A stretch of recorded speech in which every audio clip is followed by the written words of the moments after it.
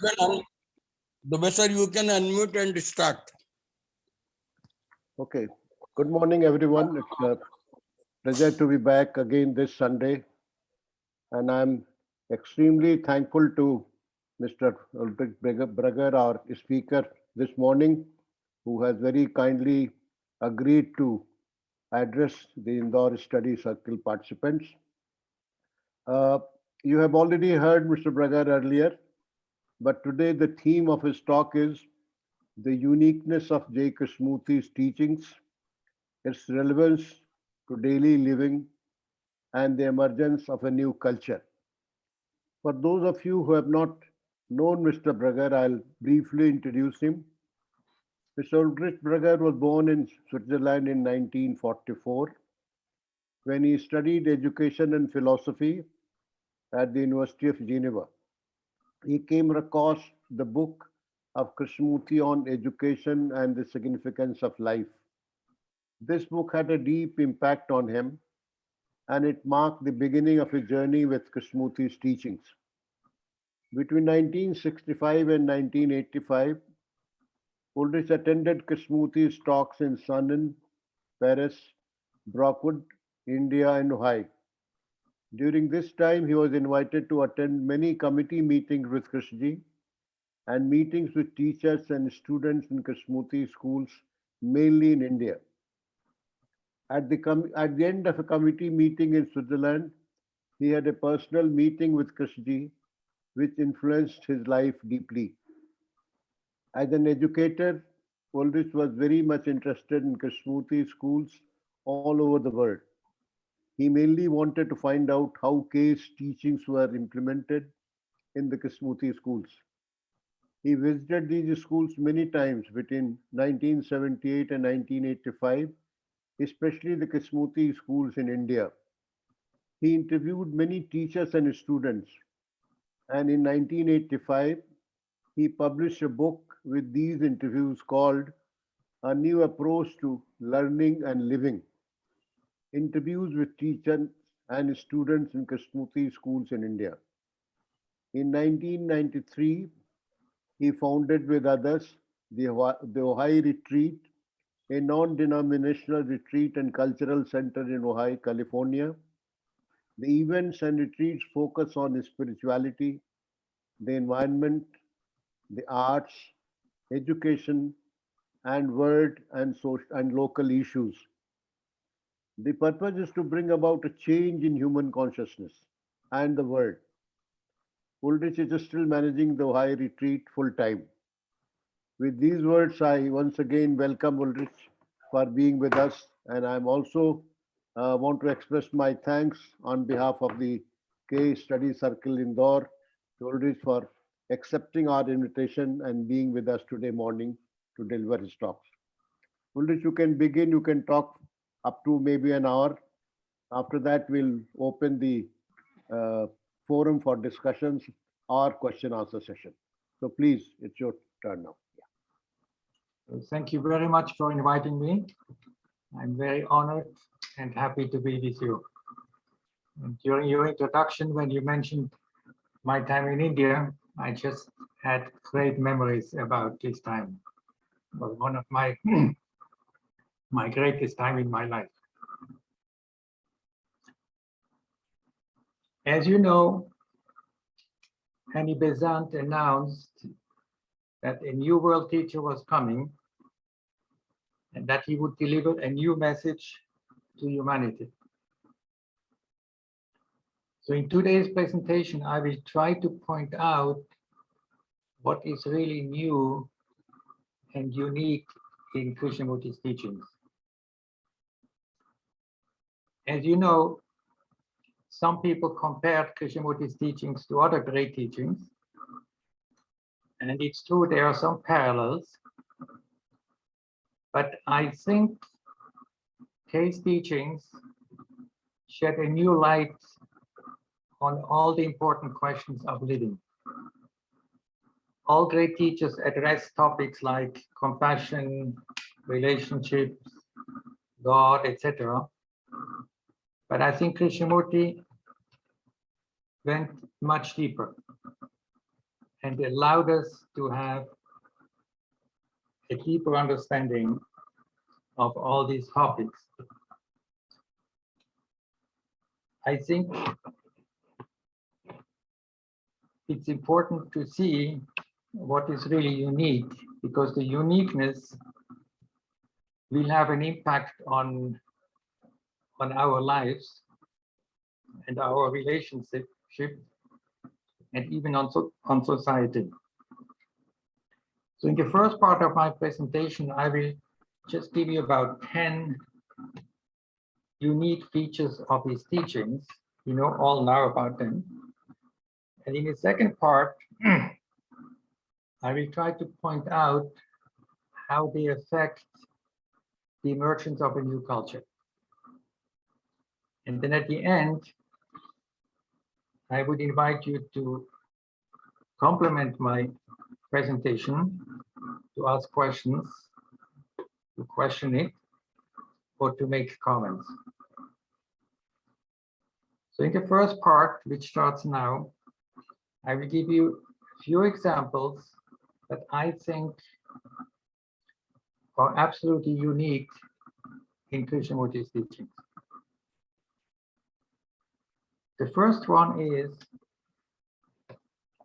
observing without an image.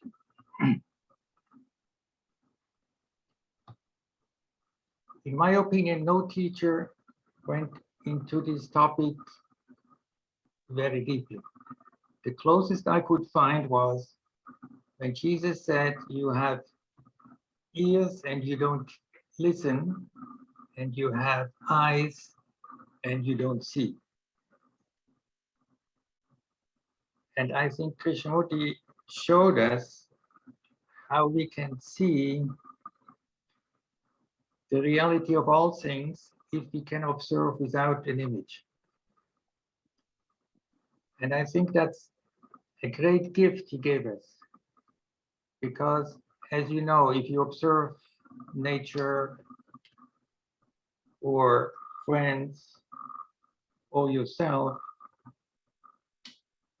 you can really discover the beauty of life. You can also see the ugliness of life and the dangers of life. So seeing without image, I think it's really important in daily living. And he also mentioned, as you know, or he approached the question of observer and the observed, which is very close to that. And recently, I came across a sentence which I think it's very important. He said, the mind separated itself between the observer and the observed. So it's not something that has been there before. He said, our mind separated itself between the observer and the observed. And this is the cause of division.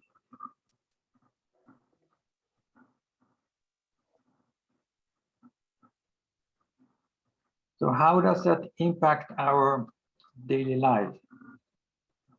As I said before, if you look at ourselves, if you look at nature, it's totally different if you look at it without an image, as you all know. And this has a profound impact on our daily life. And it's very important that we teach children about this, because that will have an impact on their life too. So that's the first point, the observing without an image. The second point of his teachings, or the second topic of his teachings, which I think is very unique, is when he said, you are that, meaning if you're angry, jealous, greedy, all the psychologists say, all the psychologists try to explain it, they analyze it, They give you ideas how to deal with it. And some philosophy says, well, you're not this anger, you're the higher self. Don't worry about that. You're not affected by that. And I think Krishnamurti was the first who said, no, you are all that. You are the anger. You are jealous if you are jealous. You are greedy. It's not separate from you. You are that. Again, that's something I think no teacher pointed out before. And also, the question was asked, okay, how do you approach this in your daily life?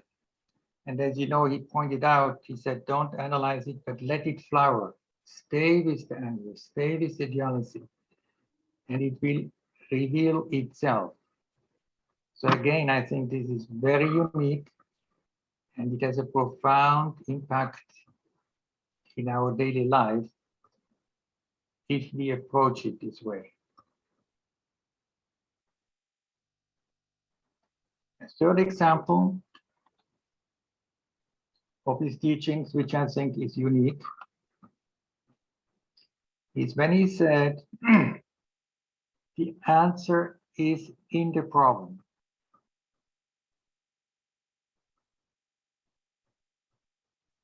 Again, I think nobody said that so far.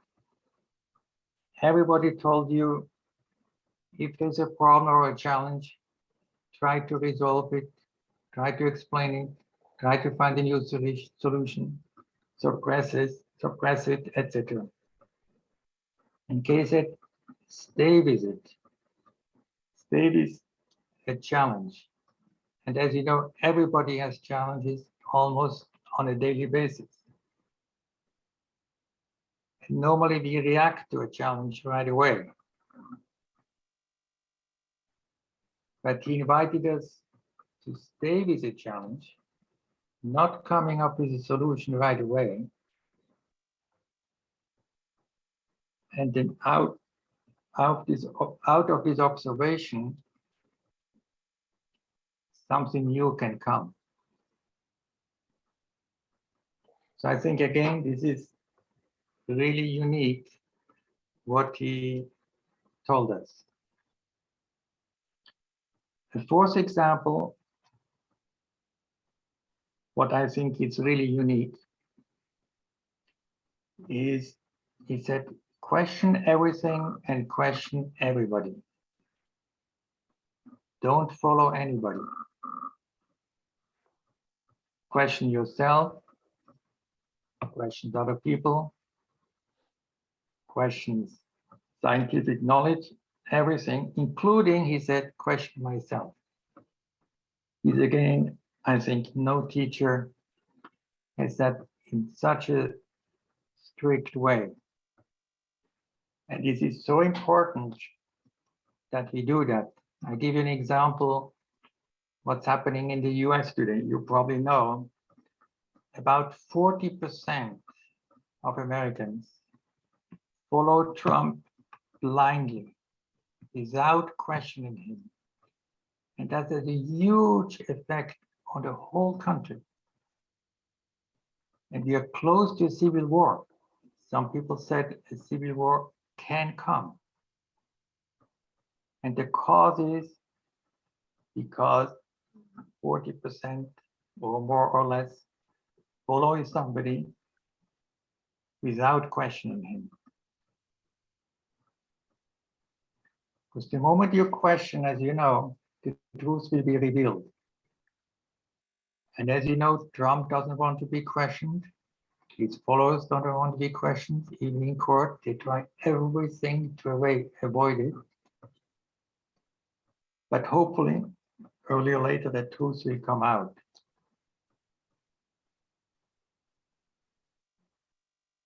Also, if there is a conflict between human beings, I think questioning can resolve all the problems. If there's a conflict between two people, if both parties are willing to question, to find out what the truth is, problems can be resolved. But we don't want to be questioned very often because it's not comfortable sometimes, because sometimes we are wrong. There's a very interesting statement I heard recently during a seminar. Somebody said, truth does not mind to be questioned. Truth does not mind to be questioned, but a lie does. And one can see this very clearly with Trump, for instance. He does not want to be questioned. Okay, anyway, coming back, I think this questioning everything and everybody, including oneself, is very, very important. And Kate pointed that out in a very, very clear way. The next example of what I think is really unique in his teachings is the role of thought.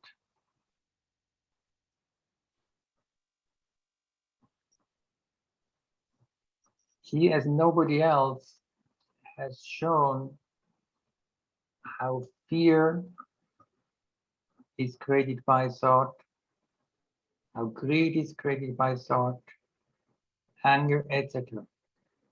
I remember in Salon once, he took an example and showed us step by step how greed is created by thought.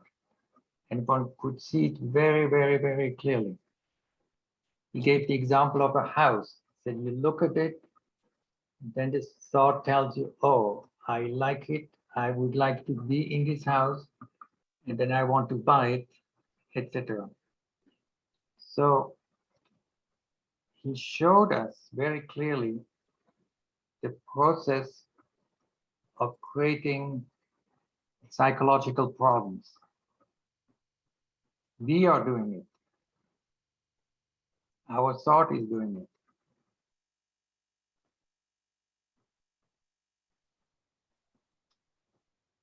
But he also said that we have to be free of it. Otherwise, we cannot go and discover further. And that brings me to the next point, where he also said very unique things. That's about God or truth or the eternal. So far, almost everybody said, well, you have to believe, or you have to do this and this and this in order to reach God. You have to meditate in a certain way. You have to act in a certain way. And his approach is very different. He said, all this is based on thought. And as thought is limited, the limited mind cannot reach the unlimited. The only philosopher I know who spoke about that was Nietzsche. He also pointed out that thinking is limited and thinking has invented God, and therefore God doesn't exist. But I think Krishnamurti went further. He didn't say it exists or it does not exist. He only said thought cannot discover God or the eternal or truth. Thought has to be quiet in order for the timeless to be discovered or to come into being. So again, a very profound statement, something very unique, something that nobody has pointed out so far.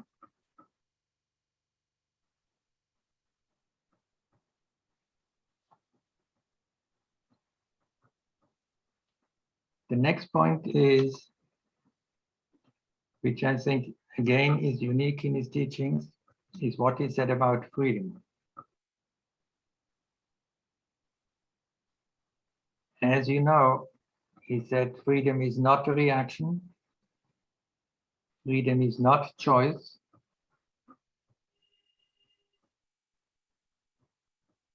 But freedom only comes into being when we are free of conditioning.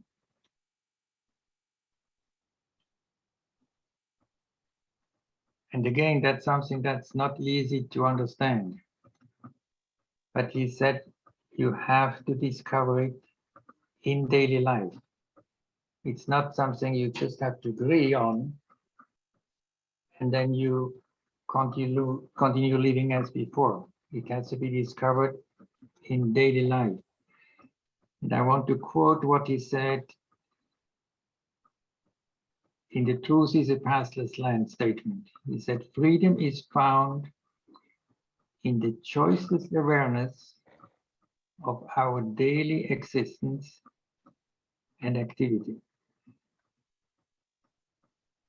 So in our daily life, we have to find out if we can be free of conditioning and therefore find out what freedom is.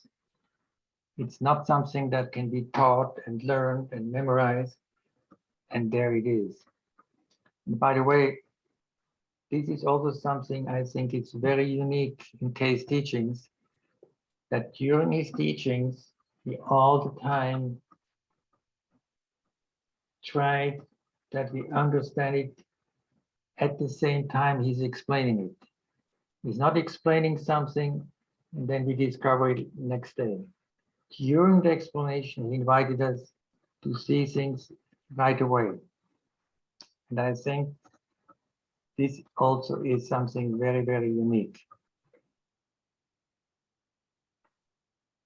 Next point,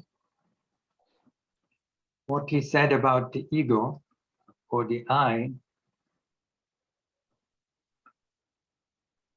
You know that other teachers said it's an illusion. You have to get rid of it.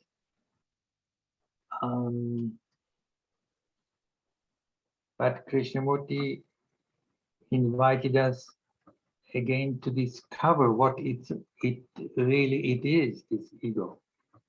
Not just make a statement, it's an illusion, etc. He made us aware what it really in daily life, what it is and what it does.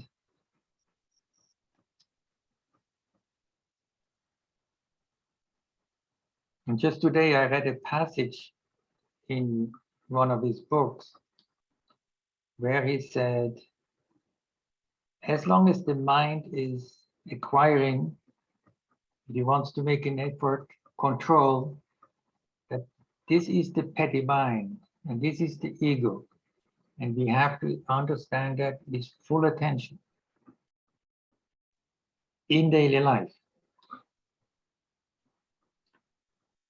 Again, I could go on and on and on, and you know all that. I just wanted to say that again, how he approached that and how he explained it is very unique, I think.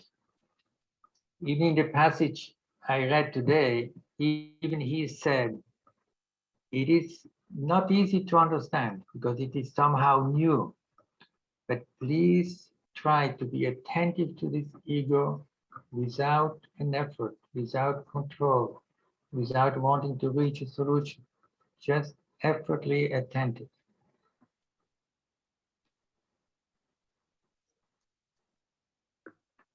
I come to point 9, example 9, is what he said about love. You know, all teachers spoke about love, love your neighbor, etc., etc.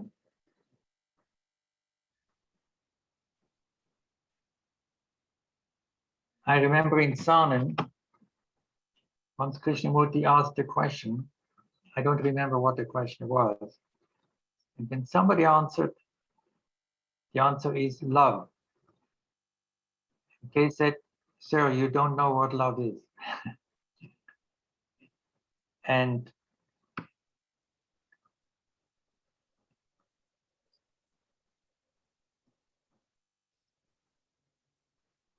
but then he explained it. And he went very deeply into it. And the key point was that for not something that comes up naturally. One has to be free, I quote here, when there is negation of everything thought has brought about, when there is negation of everything thought has brought about, only then there is love and compassion.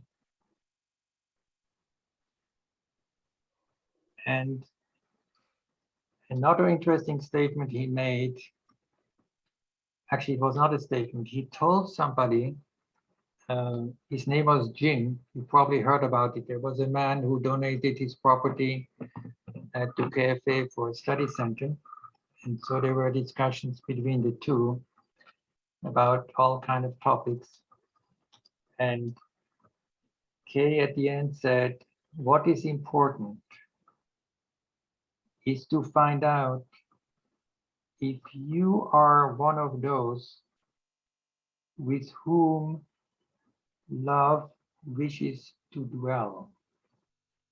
What is important is to find out if you are one of them with whom love wishes to dwell.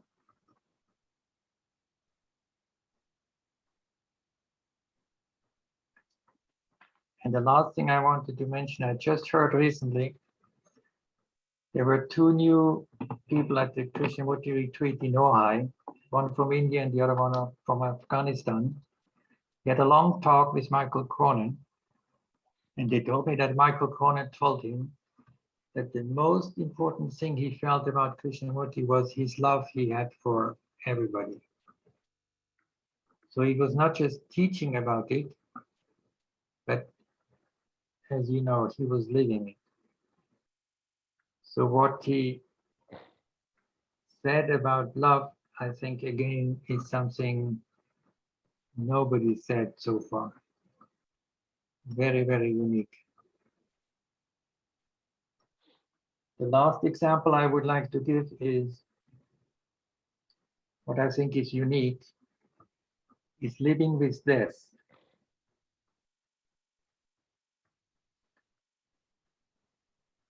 Living with death all the time. Dying to attachment, dying to conflict, dying to problems in daily life. I think that's a big challenge, but it's also a big gift, he told us, to look at it. And you probably know in the last book of Mark Lee about the process, he was asked if he could summarize his teachings in a few words. And one of the answers was, it's living with death in futureless silence. Living with death in futureless silence. And in a way, all the examples I gave are kind of part of this.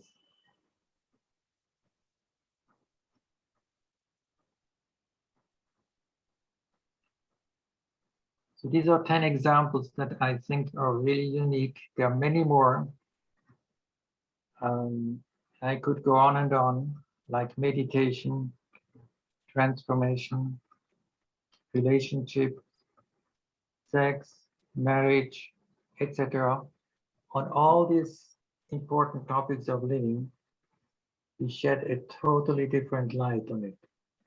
Very, very deep, very new, very unique. And this will affect the consciousness of human beings and the relationships among human beings.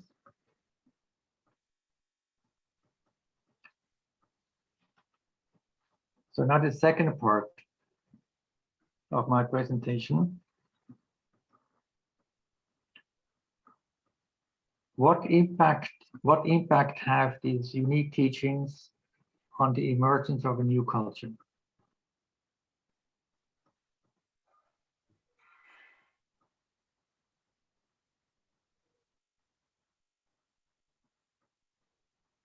Krishnamurti said, we must have a revolution in you and me, in our thinking. You and I will create a new culture, a new civilization. You and I are the salt of the earth, and it depends on you and me. This is what he said. I think everybody agrees that a new culture is needed. We look at the world, it's a very, very dangerous world. And so a new culture depends on all of us who listen to his teachings. And as you know, Krishnamurti is not speaking about the structural change of society, but an inward change, a deep inward change. And such a change may affect the structure of society, but it's not the other way around.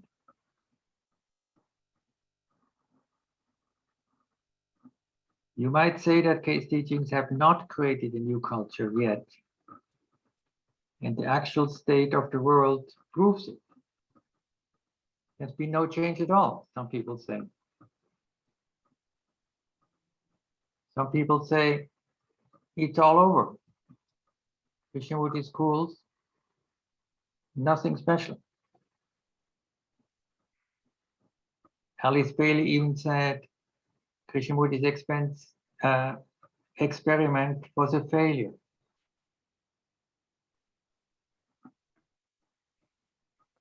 My view is that we are just at the beginning of a new culture. He planted some seeds all over the world, and it's our responsibility to water these seeds so that flowers can come up. And I think in the schools, in the retreat centers, study centers, these are all places where changes can happen. And I think they do happen. For instance, in Krishnamurti schools, even though they are not perfect, but there is an atmosphere conducive to questioning and inner change. And I think there are many students who are really different. Maybe not at the deepest level as Kay wanted, but it has an effect on their consciousness, on their way of living. Some effects on a superficial level and some on a deeper level.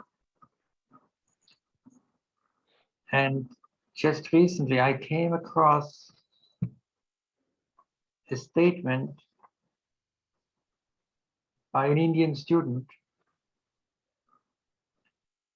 who was first a student in a Krishnamurti school in India, then in Borkwood, and now she's studying at the university in Holland.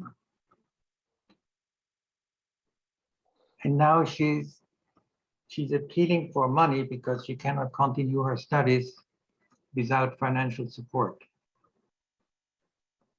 And so she went to GoFundMe, and I want to read you what she wrote. I was brought up and educated in a school founded by J. Krishnamurti in India, as well as another in the UK.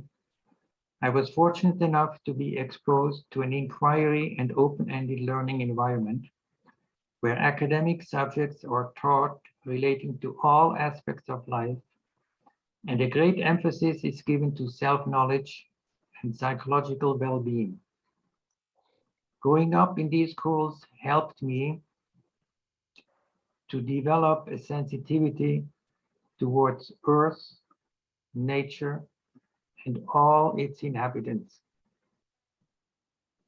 I also understood that learning is an ongoing living process where all important aspects of one personality, including emotional, spiritual, and physical, are involved.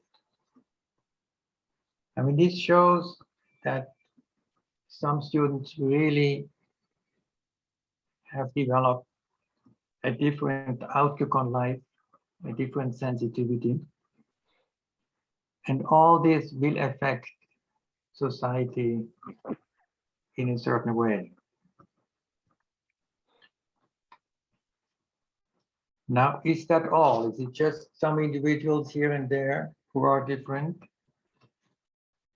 Or can this affect a whole community? Like Ojai. And I would like to give you some examples what's happening here. You might know that Krishnamurti said about this valley, for God's sake, protect this valley. For God's sake, protect this valley. Because as you know, there's a very, very special atmosphere here. And the fact that he said that had a lot of impact in Ojai. Recently, a book came out and they quoted him. At the recent session at the Ojai City Council, they quoted Krishnamurti. Can you imagine?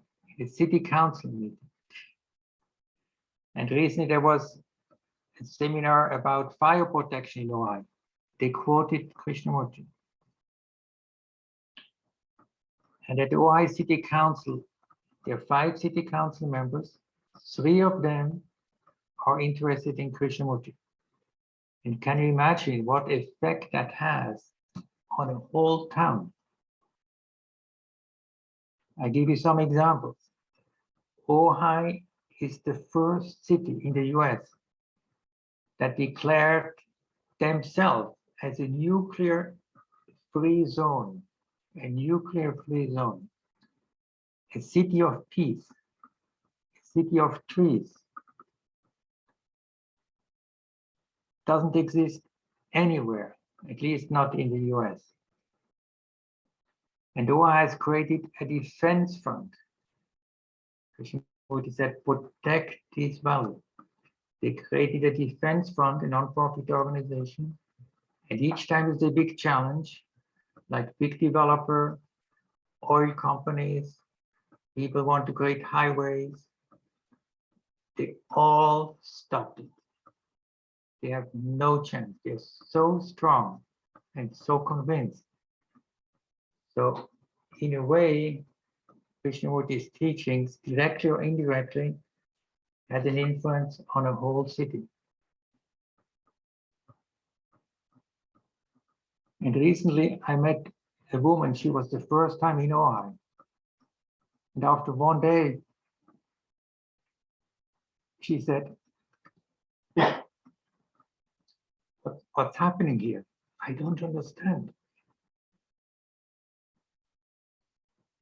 There is something very special here. People are friendly, environment is protected, no high buildings, beautiful schools. She said, I don't understand, I've never seen something like this. So I don't say that's all because of Krishnamurti, but I'm saying Krishnamurti had a huge influence on that. The Oak Grove School, with all the students and teachers and parents, has an impact on a whole community. And this can happen everywhere. So it's not an illusion that the new culture can be created. It just takes time, and I think we're at the beginning, that we have to continue working wherever we are, either individually or in a school or center, and to bring about a new culture.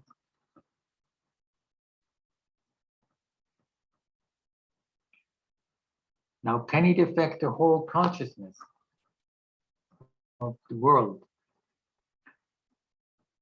Again, some people might say, no, it's the same thing all over again, nothing is happening. And to a certain extent, it's true. But Krishnamurti questions some very important things that is happening, like nationalism, groupism, being affiliated to parties, and all this is important to bring about a new world. But basically, it comes about, as I see, through a change in human consciousness, which affects relationship, and that creates society.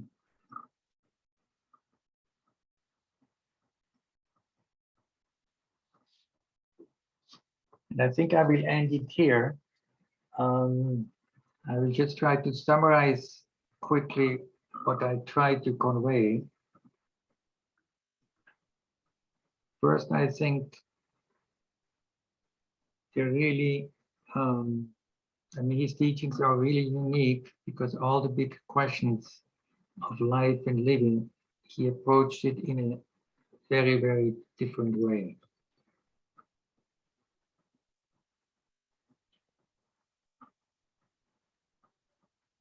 What is also unique in a way is that a teacher was teaching for 60 years. He went all over the world every year. This in itself is unique. And what I also think is unique that these teachings, if I can say it like this, came from a totally different dimensions. And as you know, he said, these are not my teachings.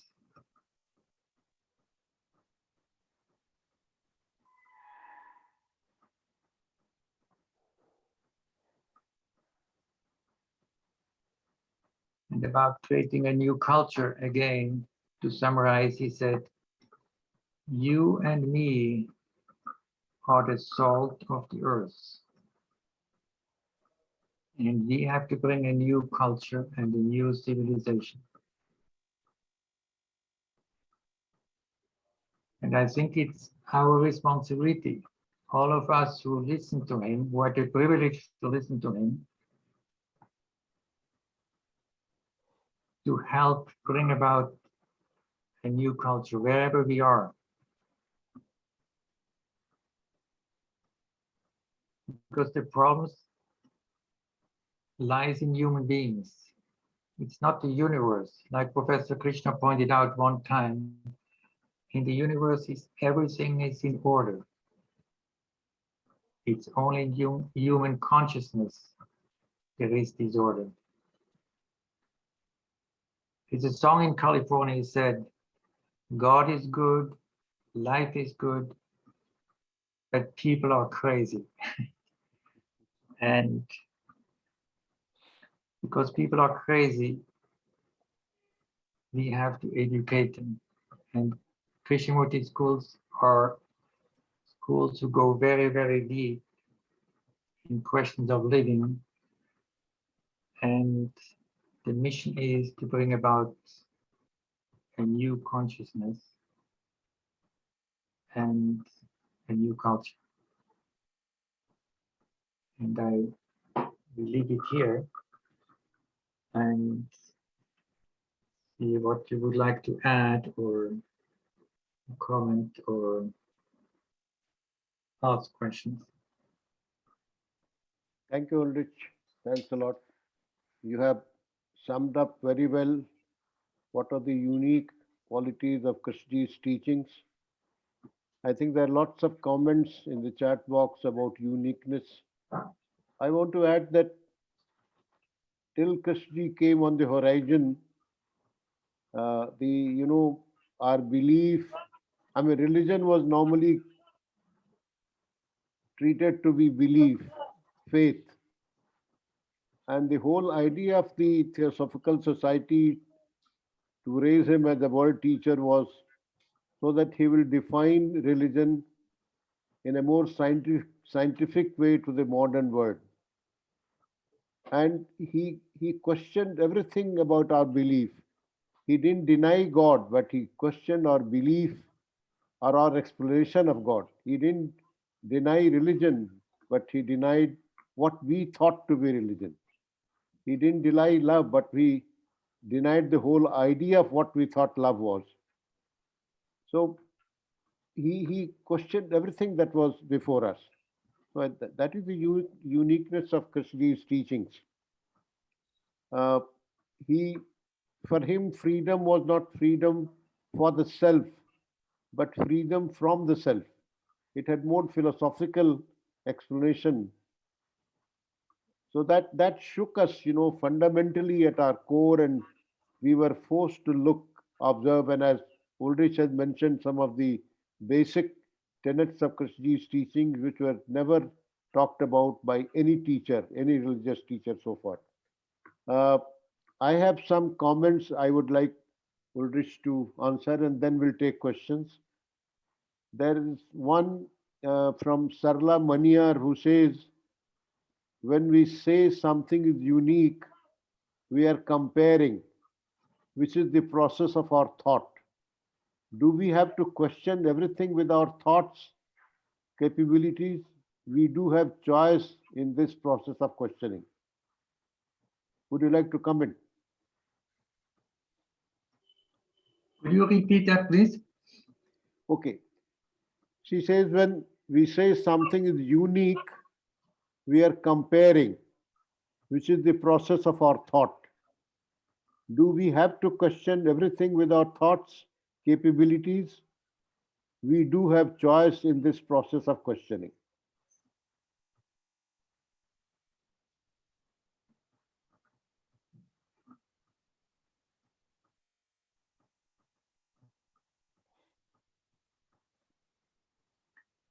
I agree that in one sense, if one says something is unique,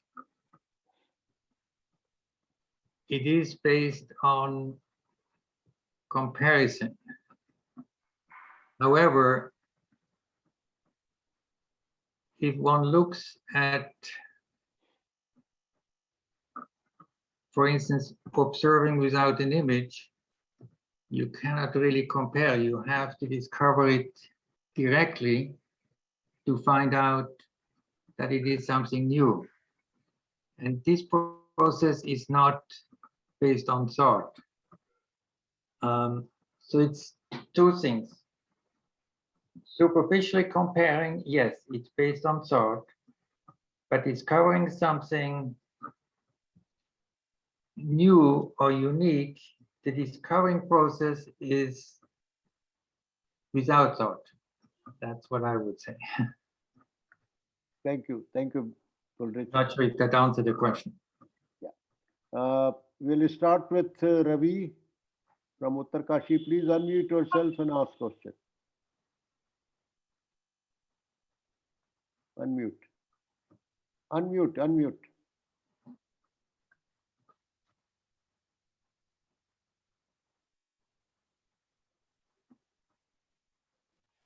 Yeah, I got unmuted. Yeah. I had the objection as well on uniqueness and comparison, because all our life we keep hearing those things that you are unique, you are a unique soul, and you have certain purpose of your life on this planet Earth. And we try to find out the purpose of that life and uniqueness, and we keep comparing those things. So you already talked about that. And we are putting K on pedestal. I think he himself denied that pedestal and used the simplest chair, and we are keeping him on that pedestal by saying that he is unique.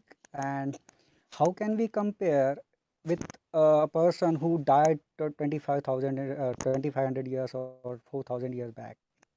Because those person or those teachings are not there to respond to our comparison. So there is no meaning of comparison with that person or that teaching. The teaching is there, but teaching, I think the truth uses the mouth, the person with his uniqueness. The truth could be the same, must be the same, but the person the truth is using could be different. His language, his verbal vocabulary, his uh, demon or could be different. His and the time frame is very important. And I think the uniqueness of the teaching is that we are all not able to understand it, the teaching itself, and we are all struggling to understand it. The second thing, you said try to be effortless. How can one be effortless but try? Trying again is an effort. Thank you. Well, actually, the passage I just read today, Kay himself said, try now to be attentive when you make an effort. I was surprised too to find the word try, but he actually used it.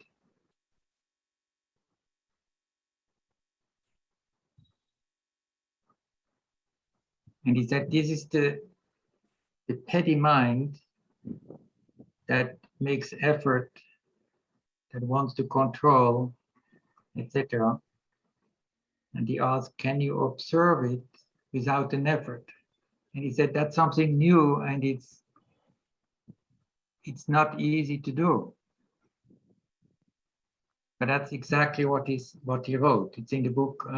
The answer is in the problem. That's all I can say. Yeah, thank you. We have Mr. Shankar. Please go ahead and ask a question. Shankar. Respected speaker, I have a question. Just for my own sake of understanding, I'm asking this.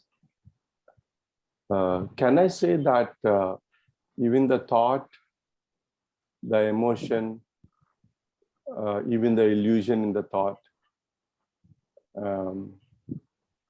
even the sensations in the suffering, everything is the awareness is appeared as thought. Awareness is being appeared as thought, emotion, and all that. Just like a wave in the ocean, though it looks separate from the ocean, it is part of the ocean. Similarly, all these things are not separate from awareness. Can I say that, sir, or is my understanding is wrong? Thank you. I would agree.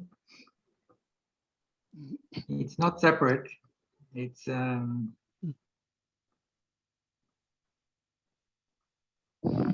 the thought is creating all that.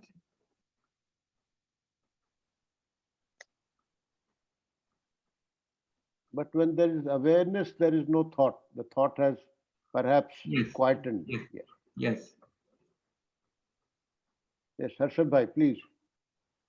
Yeah. Are you able to hear? Yes. Yeah. Are you able to hear? Yes, yes. Yeah.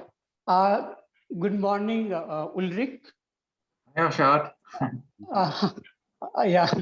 What I want to say, Krishnamurti said, which is very, I think nobody has probably said, is that freedom is at the beginning.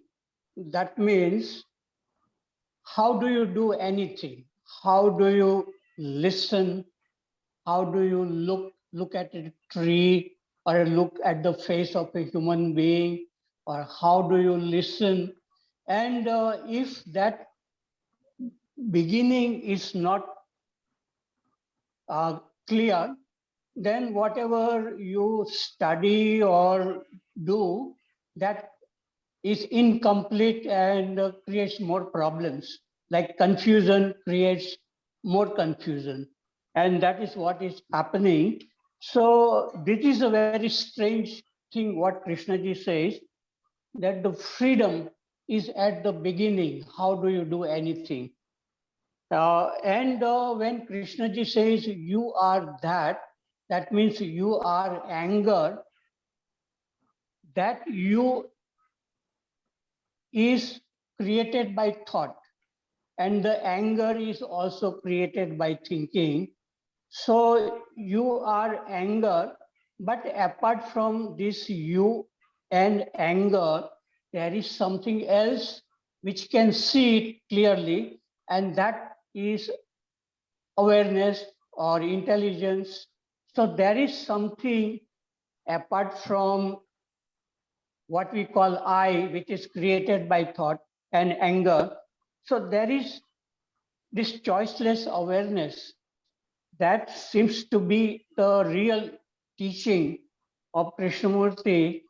And he's saying that can we look, can we listen without thinking, with perfect clarity and awareness, so that we understand when somebody speaks like Krishnamurti, we understand not only the meaning of the words and the sentences and the concept, but something underneath the word, like love. People can use the word love very freely, but what it is, and what really made me look is Krishnamurti saying that love in relationship is a purifying process as it reveals the ways of the self. That means in real love, we begin to understand ourselves as we are. And he said, without this revelation, relationship has very little meaning. So Krishnamurti has said many, many powerful things about love and beauty. And even Buddha spoke very beautifully. There are two chapters in Thich Nhat Hanh's book, The Old Path, White Cloud. And one chapter is love is understanding, and the other is the beauty which does not fade. That means there is the inner beauty which remains as you grow older. So I'm sure many, many teachers have said what Krishnaji has said, but they use a different language, different words. And I can say that Krishnamurti's teachings made me look at myself as I am. And that kind of looking inward, clear looking, that is that solves all our problem. Like when anger is coming, can I look at the anger as it is arising? So Krishnamurti's teachings has to do with everything which we do in the daily life, with every thought, every feeling. But apart from thought and feeling, there is this awareness, choiceless awareness, which can see everything very clearly. And that is what Krishnaji was trying to awaken in students, teachers, in all human beings, a different way of looking, listening, or doing anything, how we speak. Because I find that, like, I was traveling in the plane yesterday, and the announcer in the plane, she was speaking so fast, I could not understand. So is it possible for us to do everything, speaking, listening, looking, with clarity, with awareness? Okay, I have finished. Thank you. Thank you, Harshad Bhai. Thank you.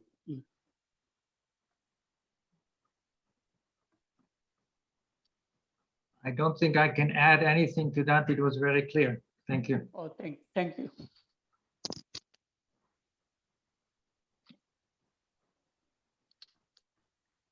Anybody else?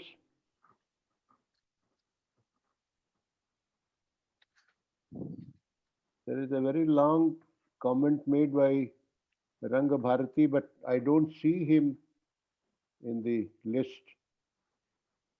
If you are here, please raise your hand.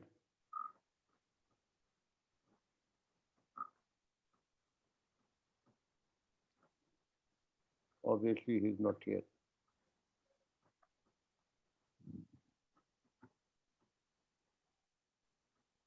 Chhabra sir, would you like to make a comment, sir? Yeah, hello. Yeah, Mr. Ulrich, Brugger. I was just this question that was raised about uniqueness, I think isn't it a question of you finding unique, something that has touched you as nothing ever. Say, like in linguistics, as a student of languages, we knew words are arbitrary. They are, you compare different words in different languages that they have their history, and they're in a way, some meaning is given to them, and then people get used to that. Even errors creep in sometimes, and one gets used to them, so they become standard words, or the meanings change. So even initially erroneous way of saying also becomes standard, and because you get used and you derive a certain meaning. So, but when I read word is not the thing, so in commentaries, that went in, that had created a very different, the meaning at some level, at superficial level, one was aware of.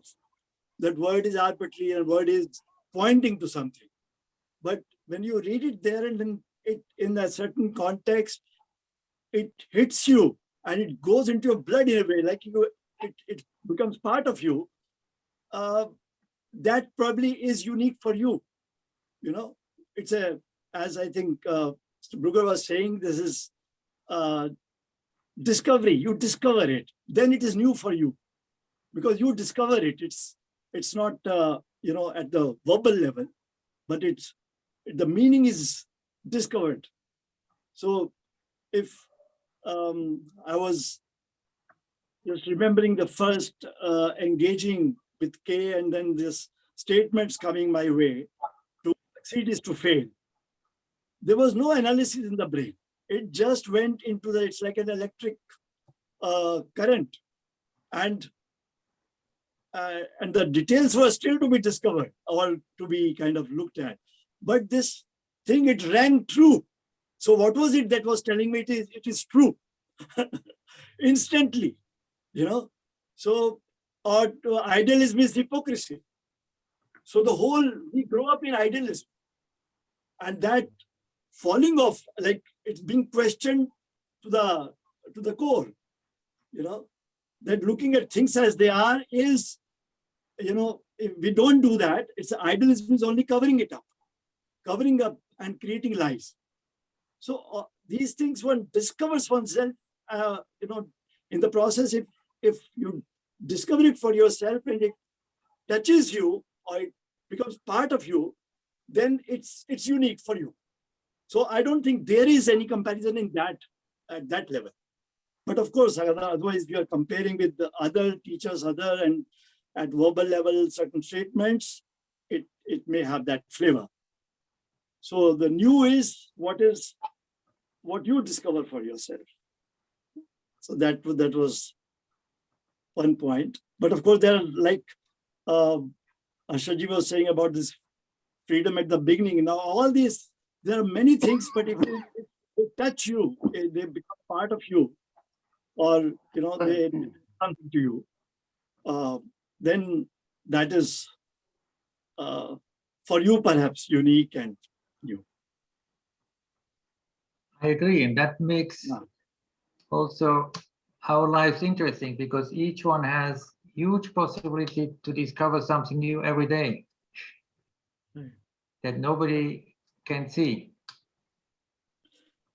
Yeah, we grew up as in school, we were writing essays, and we were always, grew up with the hope is zest of life. You may have heard this sentence, hope is zest of life. And here comes a voice in wilderness and says, hope is death. And reading hope is death, it again created a, kind of electric current, because with hope goes out despair. All the opposite also goes with it, because hope implies despair. And when hope is challenged, hope is death, then the opposite is also gone. So both get challenged at the same time. Now this is, in a way, another point which would say, well, I find it unique. I never heard anybody say, and it did something to me. So I think, and each one can. In fact, there was one conference in Delhi once on Krishnamurti in the Delhi University, first conference on Krishnamurti. And so there were people coming from different domains of life, different walks of life, and talking about their experiences, their perception of the teachings, what teachings did to them. So it was like to each one his Krishnamurti, So how you are engaging with the teachings happen, and in what way it translates in your daily living. So that will be different. That will vary from, individual to individual, perhaps. Absolutely. How you receive the teachings, that is very important. Yes. Mr. Prasad Mulupuri, would you like to say something, sir? Yes, sir. See, it's very difficult to say what is really unique, because there are so many things which are unique, and it is difficult to choose, to select one or two points. For me, the idea that, God is a invention. It is a man's invention. That seemed to me quite unique, because all of us, traditionally, we think that God is a reality, and God is, you have to work your way to Him. But when He says God is your invention, particularly in India, everybody, millions, they struggle and they torture themselves to reach God. You go to Tirupati, there are millions there, or any other temple. But with one stroke of his pen, Krishnaji says, you have invented him. At the same time, he has not denied God. He says, what you think God is not God. There is something else, he calls it immeasurable or whatever. And you have to find your way. You have to clear your mind. Then only you can get a glimpse of the immeasurable. And then, sir, the first step is the last step. He says, freedom is at the beginning. And for most of us, we think we have to struggle to get to freedom. But he says, freedom is at the beginning, not at the end. And so like this, so many things. It is when I think, particularly in India, we struggle to,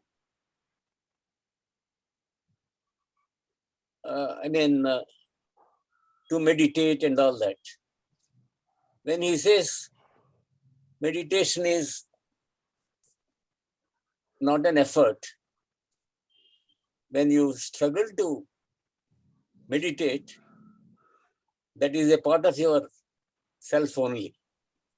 And of course, when he says, when the self is there, the other is not. I mean, his a definition of self. The way I mean, we think self means only some selfish act. But for me, self is in so many things. When I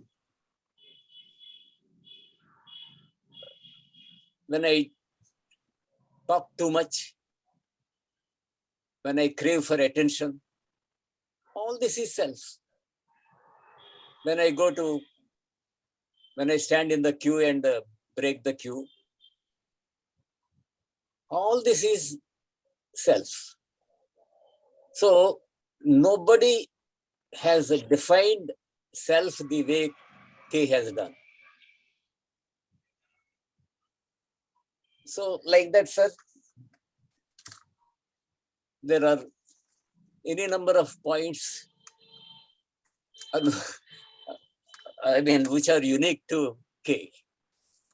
Thank you, sir. Thank you. Thank you. Thank you. I think Dinesh ji has raised his hand. Yes, please go ahead. Dinesh ji. Are you able to listen to me, sir? Yes. Yeah. Sir, in my views, it is not important how unique the teachings are.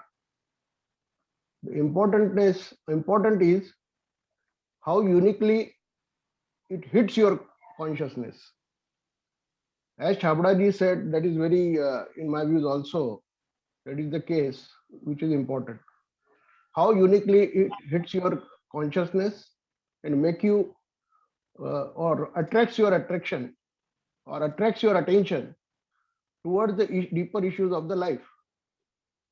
People say that Krishnamurti has said many new things, but those are also available in our traditional scripture in different languages, in different ways they have put in. Krishnamurti has given them a different expression, and it is more important how it touches you, how it makes you aware of the different aspects of the life. Whatever he said, if you have heard these things in first time in your life and it hits you, you said that it is unique. So it is more important what, although Krishnamurti has denied the influence word or he has not given importance to influence, but it is important that how that influence makes you aware about the deeper issues of life. That's what I think. Thank you. Yes, I agree. Thank you. Thank you. Yes, Harshad bhai. Yeah. Are you able to hear? Yes. Okay. Something about God. The traditional religions, they say that God created the whole universe and the human beings and our brain and mind. Everything is created by God, because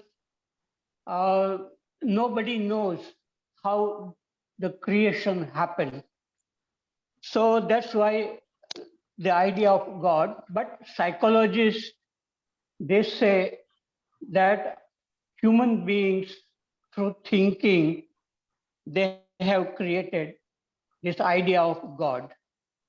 But in Vedanta, the Upanishads, they say that you are God. Tat Tvam Asi, or Aham Brahmasmi, that sentences, it indicates that the essence of God is within you. And there are many, many songs which say that God is inside you.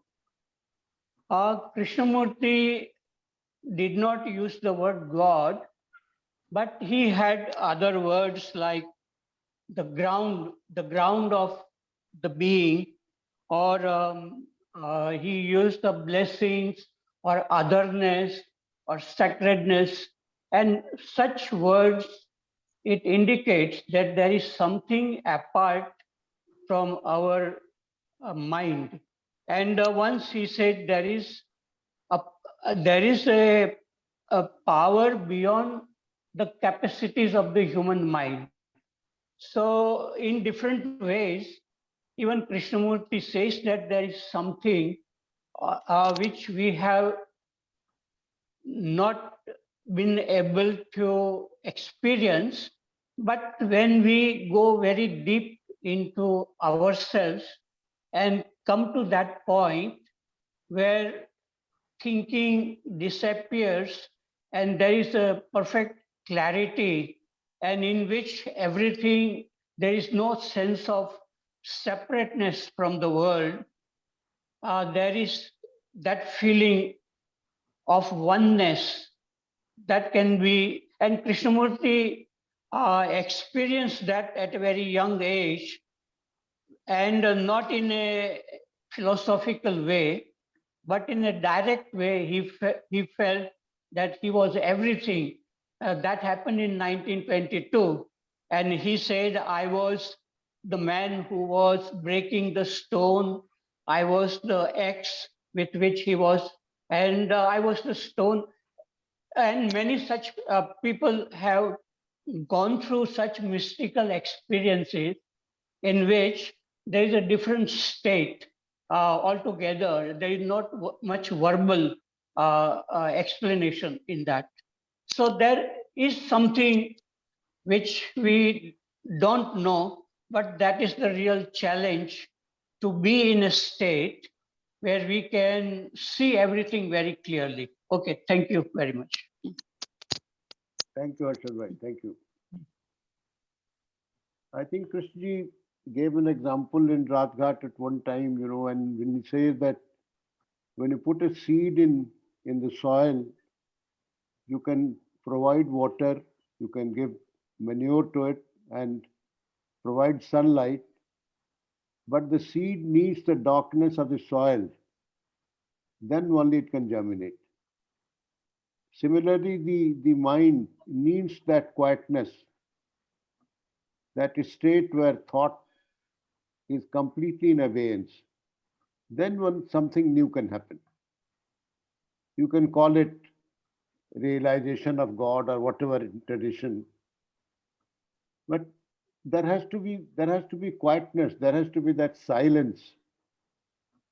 And Krishna's teachings compel you to realize that one has to come to that state on its own. No knowledge of any scripture or learning, the traditional learning that we talk about will help you, except you yourself. Yeah, this is what I wanted to comment. Dineshji, you wanted to say something? No, okay. Do we have any more questions? Because we have almost reached at the end of our talk now.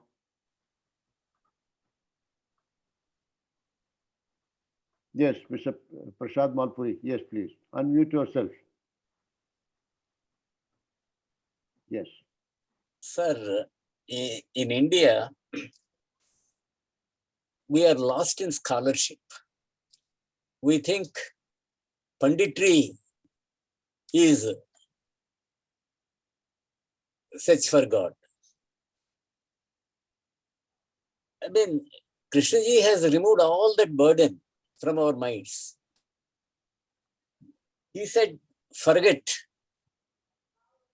all your scriptures, because you are lost in scriptures. You have never observed yourself.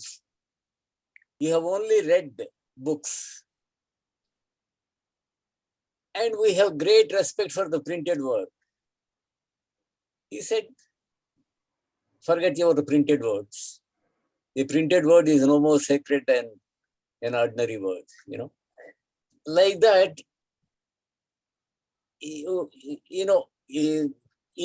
particularly in India, we have forgotten how to observe. And I mean, what I want to say is, we are lost in scriptures and things like that. Every day we read Gita. Most of us read, I mean, a lot of people read the entire Gita every day. And that doesn't affect their behavior, their conduct.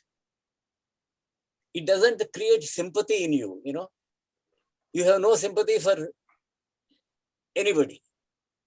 You are lost in your search for God. And the West is observing, has a specialized in the observation of the outer. And we have specialized in the search for God. And so Krishnaji has brought us back to this thing, that is, you observe yourself, you see your the rubbish in your mind, like that. He has removed a lot of burden from us. He cleared the air. And so to that extent, he is the most unique, because every day we read something, some Buddha or Shankara or somebody, and all that doesn't affect our conduct. So I think he has cleared the air. Thank you, sir. Sorry. Thank you. Thank you. Thank you. I think we'll have the last comment by Dinesh ji. Yes, please unmute yourself.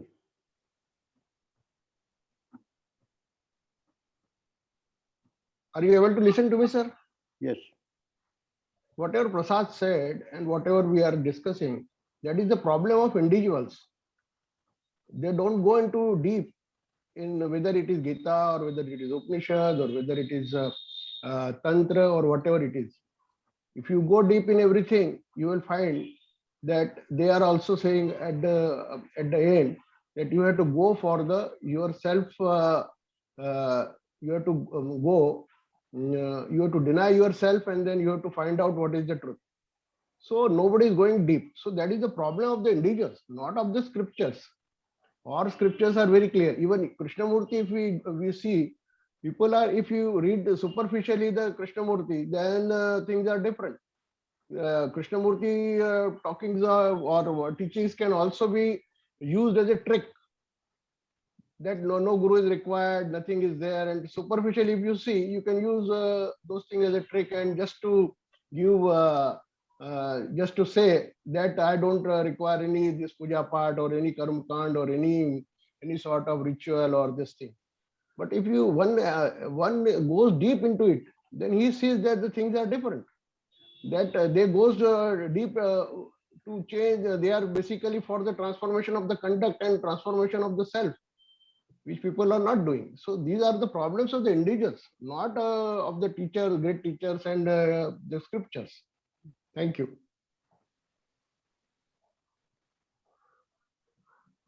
Even Harshad sir all the time say that freedom is at the beginning. The scriptures, all scriptures say that freedom is at the beginning, but it is beyond ego. So unless people go beyond ego, that freedom is not available to them. Even this Rigved Nasdi, so it is very clear that it is the freedom there. So Tantra says that it is Swatantra, means it is already freedom there. But as till the ego is operative, it is not clear. Ego is loaded with all this conditioning and all that. They call, scriptures call it sanskars. So unless all the sanskars are there, burdens are there, you cannot have access to that freedom. So one has to get rid of all this burden, and then only he can have the clarity and have that freedom. And all are aiming at the freedom, basically. Thank you. Thank you. Thank you. I think we have come to the end of the talk now. And I want to thank Ulrich for sparing his time today and speaking before this group. So thank you, Ulrich. Thank you once again for being with us. And maybe in future, we'll request Ulrich to come back to us again, and we'll write to you. Thank you so much. Thank you, Thank you Dubey ji. so much. Thank Thank you very much. Thank you. Thank you. Next lecture you have to declare. sir. Yes, next Sunday we have Professor Vikas Beniwal. He is Professor of Education in Delhi University. So he will be talking about Kishji's teachings, especially in higher education. So you're all welcome to join. Thank you. Thank you, Dubey ji. Thank you very much. Thank you. Thank you. Bye-bye. Modak, you can end it now. Thanks all.